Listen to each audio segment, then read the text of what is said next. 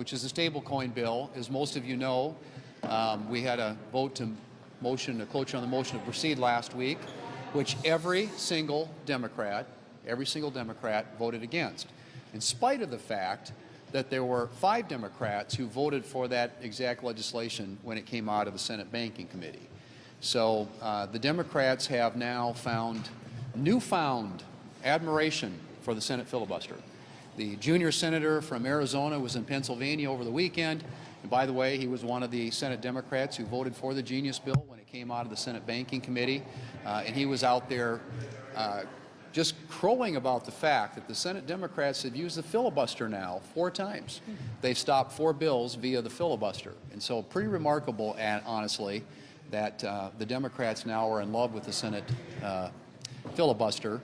And given the fact that every single Senate Democrat either voted for or campaigned in favor, or I should say, in favor of getting rid of the filibuster.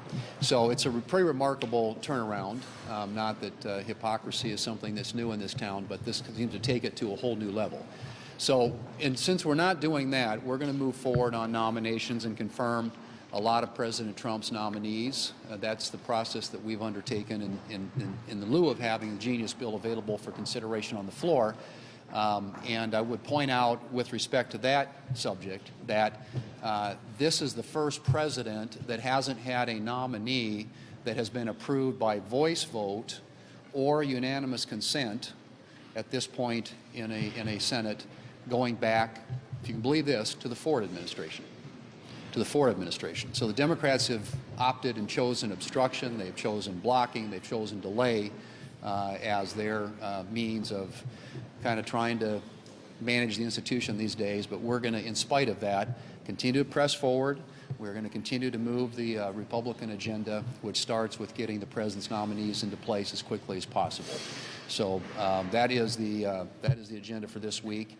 And at some point, hopefully, the Democrats will come back to the table on the Genius Bill, and we'll get to a point where we can put it back on the floor. Unfortunately, we didn't have that opportunity this week because they chose to filibuster it last week. Senator Barrasso? No? Okay. Yeah. Some of your Republican colleagues are voicing concerns with the House product on reconciliation, whether it's Medicaid, whether it's phasing out some of the clean energy tax breaks, whether it's not doing enough to reduce the deficit.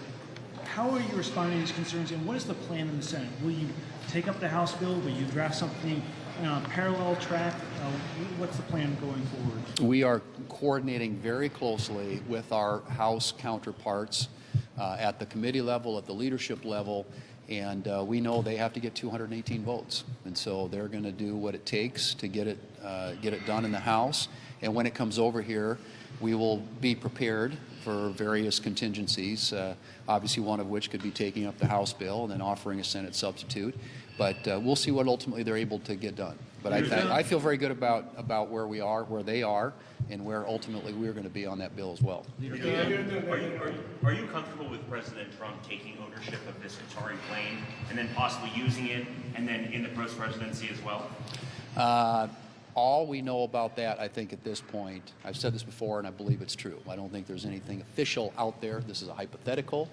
And I'm sure that if and when there is, it's no longer a hypothetical. I can assure you there will be plenty of scrutiny of whatever that arrangement might look like. Are you concerned with the national security implications of that jet being given as a gift to the president? Well, again, I mean, like I said, there'll be plenty of scrutiny. There are lots of issues around that I think will attract very serious questions if and when it happens. At this point, all we've heard about is something that might be a hypothetical. Can you give me your take on these Democrats going to this ICE facility in Newark? Obviously, members under Article 1, Section 6 have, protection here to conduct oversight. But the idea that they might be arrested, they might be sanctioned, is that proper to talk about in those terms? Well, I think everybody, we're all subject to the laws of the land.